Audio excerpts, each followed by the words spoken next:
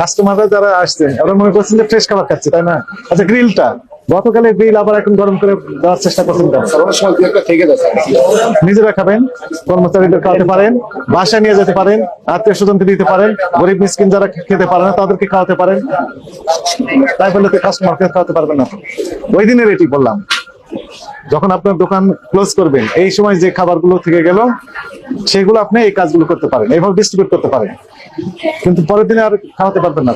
গরম করতেছেন, আমরা দূর থেকে অনেক সময় থেকে অবজার্ভ করছিলাম, আমরা অনেক আগে আসছি। আপনি অস্বীকার করেন, স্বীকার করেন না, ছেলেটা দেখলাম স্বীকার করেন। তাহলে কারেকশন কতদিন লাগবে, আবার কত বছর লাগবে কারেকশন হতে, এগুলো ঠিকঠাক করতে? ঠিক হয়ে যাবে স্যার, কত বছর লাগবে সেটি বলেন, যে এত বছর সময় দিতে হবে।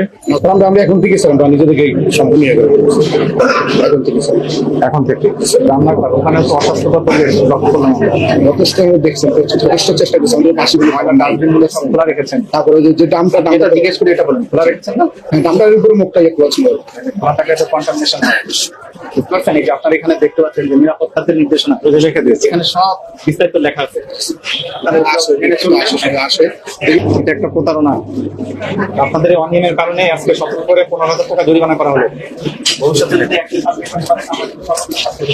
এটা একটা ছবি।